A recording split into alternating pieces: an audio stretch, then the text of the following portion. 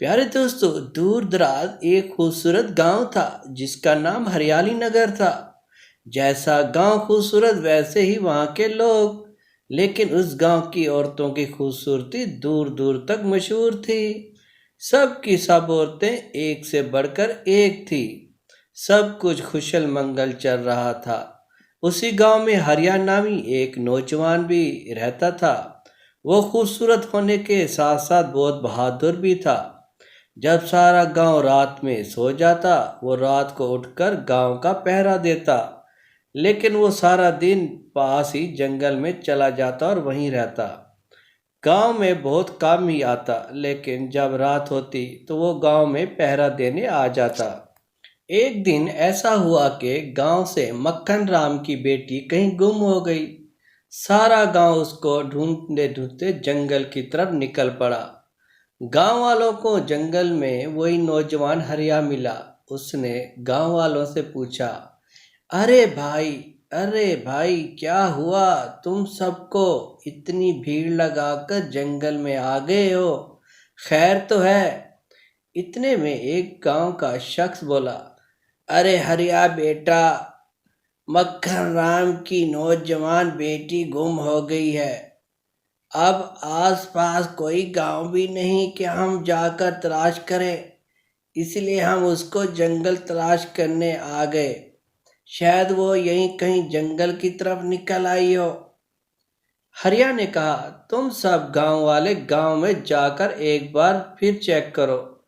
शायद वहां हो। मैं जंगल में देखता हूँ, क्योंकि मैंने सारा जंगल देख रखा है। ये सुनकर गांव वाले वापस गांव की तरफ मुड़ जाते हैं।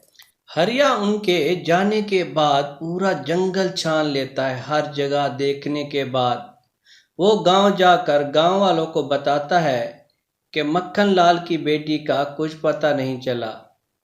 दोस्तों, अब आए रोज गांव की खूबसूरत से खूबसूरत लड़की गायब हो रही थी। अजीब बात यह थी कि सिर्फ नौजवान लड़कियां ही गायब हो रही थी। बूढ़ी औरतों में से एक भी गायब नहीं हुई। सब गांव वाले मिलकर बात करते हैं कि ये काम हरिया का है, जो सारा दिन जंगल में पड़ा रहता है, और वो नौजवान भी है। एक गांव वाला कहता है, भाई, इतना खूबसूरत और नौजवान लड़का होकर भी वो लड़कियों की तरफ नहीं देखता। मुझे तो कुछ दाल में काला लगता है। मुझे लगता है हरिया रात में पहरा देने के बहाने हमारी बेटियां देखने आता है। जो लड़की उसको अच्छी लगती है, वो अगले दिन उसको गायब करवा देता है। हमें हरिया से बात करनी चाहिए। तो फिर सब गांव वाले हाँ हाँ करके हरिया के पास जंगल चल पड़ते हैं। लेकिन जंगल में हरिया नजर नहीं आता। उनको और शक होने लग जाता है हरिया पर। अगले दिन गांव से एक और लड़की गायब हो जाती है। अब तो गांव वालों का गुस्सा और बढ़ जाता है। वो सब के सब हरिया को मारने जंगल की तरफ जाते हैं। हरिया जंगल में अपनी झोपड़ी के बाहर बैठा होता है। गांव वाले उससे लड़ने लग जाते हैं कि तुमने हमारी बेटियों को गायब किया है। अभी सब गांव वाले हरिया के साथ लड़ रहे होते हैं। उनको दूर से एक दानव आता दिखाई देता है।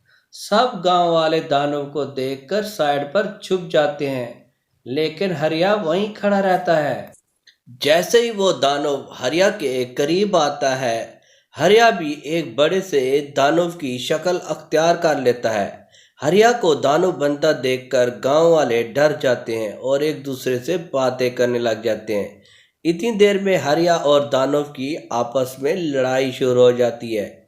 कुछ ही देर में हरिया दानव को मार गिराता है और सब गांव वाले डर डर कर वहां से निकलकर बाहर आ जाते हैं। उनमें से एक गांव वाला कहता है, हरिया भाई, आप दानव हैं या इंसान?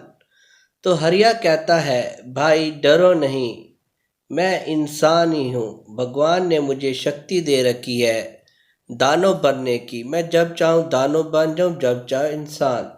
ये बातें छोड़ें, हम जंगल के अंदर चलते हैं और उन लड़कियों का पता करते हैं जो इस दानव ने अगवा कर रखी थी।